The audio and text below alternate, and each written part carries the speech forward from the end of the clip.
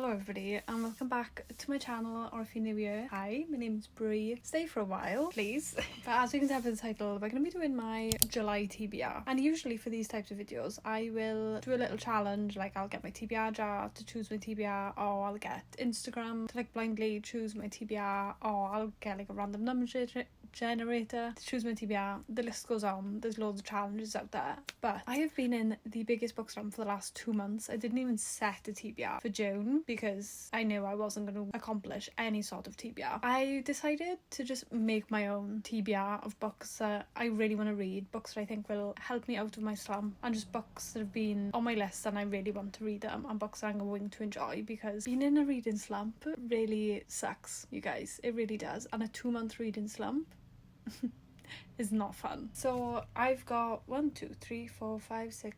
8 books here, and there's one book on my Kindle that I'm going to be reading as well, hopefully. But I'm going to just go through them with you guys, chat with you, just very chilled and relaxed video. So I'm currently reading Zodiac Academy, The Awakening. I think that's what the first book is called. Don't know much about the series, but the series is long. Like, it's a big commitment to start the Zodiac Academy series. Like, I thought Throne of Glass was going to be a big commitment, but Zodiac Academy, there's like 9 books, and one of the books is like 1,000 pages long. I'm sorry, but I'm currently reading the first book on my Kindle because those books are expensive and I didn't want to buy the books before knowing if I actually enjoyed the series. But the first book is like sitting at a 3.75 for me. It's sort of like alright, it's okay, but because the series is so big, like the first book is generally just an introduction to everything. Like, we don't really get like into the depths of things. So yeah, the book is sitting at like an alright rating, 3.5, but the second book I want to read in July as well, depending on how I feel after this book. But I'm towards the end of the first book and I'm already feeling like I want to go into the next one, so I am going to be potentially reading the second one. And then secondly, we have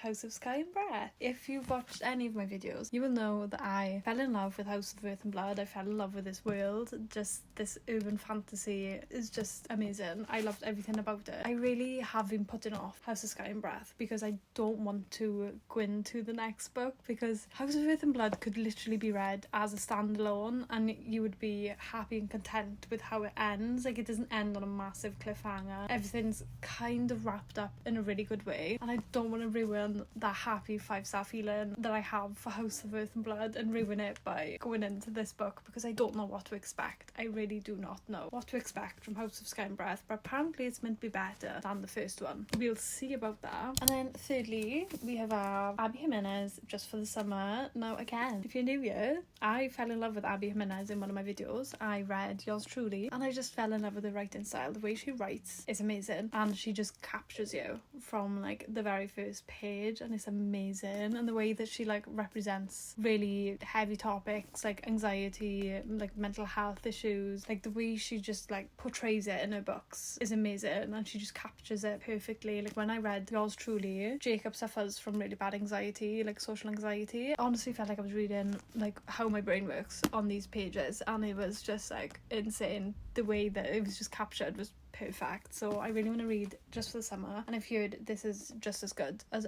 all her other books, so I'm really excited to start this. I don't know what. Oh yeah, that's Justin as a Curse, and thanks to Reddit thread, it's now all over the internet. Every woman he dates goes on to find their soulmate the second they break up. When a woman slides into his DMs with the same problem, they come up with a plan. They'll date, break up, and cancel out each other's curses. But I'm guessing that they are actually soulmates and that they end up together. But it sounds really cool, like a Reddit thread. They meet from a Reddit thread. They've got the same sort of like curse, so to say. And yeah, it just sounds like a fun time, to be honest. Another perfect summer read is This Summer Will Be Different by Callie Fortune. I recently received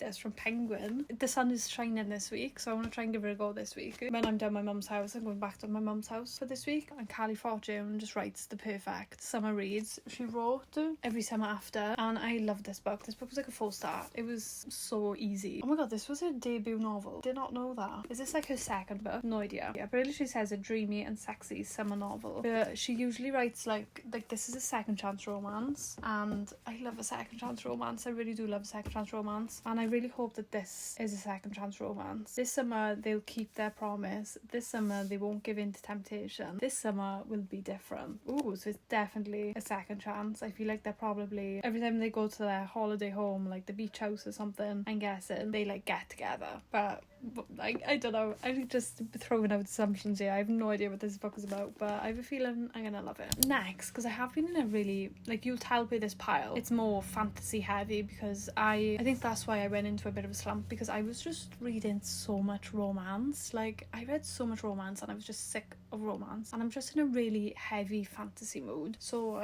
these two on my list, which I am really excited to read is because these have been on my TBR for so long and I keep on putting them off, but I know I'm going to absolutely love them. But it's These Hollow Vows and These Twisted Bonds by Lexi Ryan. The female, I don't know which one's the first one. I think it's These Hollow Vows. Yeah, These Hollow Vows is the first one. And then These Twisted Bonds. I'm not sure if they're YA. I don't think so, no. It says sexy, surprising and full of secrets. Bree would do anything before making a deal. Female main character's got Bree. We love it. Bree would do anything before making a deal with the Fae. Death is better than their vicious schemes. When her sister is taken by the sadistic king of the Unseelie, Bree breaks her own rules and agrees to steal 3 magical relics from the rival Seelie court in exchange for her sister's return. Bree's only way inside is to pose as potential bride for the Seelie prince, Ronan, a prince who's not quite as wicked as she once thought. Unwilling to let her heart distract her, she accepts help from a band of misfits with their own secret agenda. But as Bree spends time with their mysterious leader, Finn, she finds herself struggling to resist his seductive charm. Caught between 2 dangerous courts, Bree must decide who to trust with her loyalty and with her heart.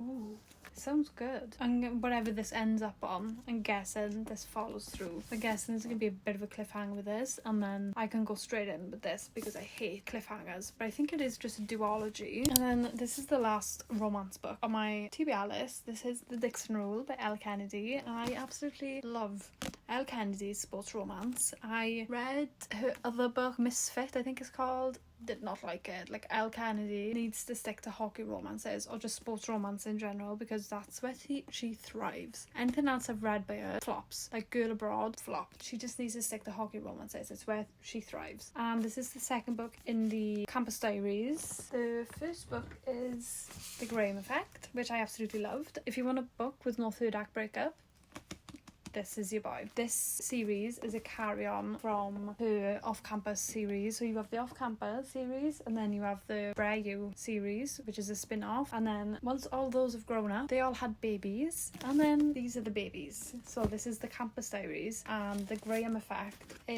follows Gigi, which is Garrett Graham's and Hannah's daughter from The Deal. And then this follows Diana Dixon and Shane, and Diana is Gigi's friend from here, and Ryder, well, Shane is Ryder's friend from here as well, if I remember correctly. I could be wrong. And then last but not least, we have got Wicked King by Holly Black and Queen of Nothing by Holly Black. One of the 2 books that I read this month is The Cruel Prince, so I want to carry on with the trilogy. So I think this is the second book, this is the third book. I want to then continue on, because I am enjoying the series. Even though I just read the first book, I am enjoying it. It's a little YA. I know it is a YA series, but it feels like a YA, if that makes sense. I am enjoying it and it's really good, but I want to know what happens next. I really do want to know what happens next with Jude and Carden.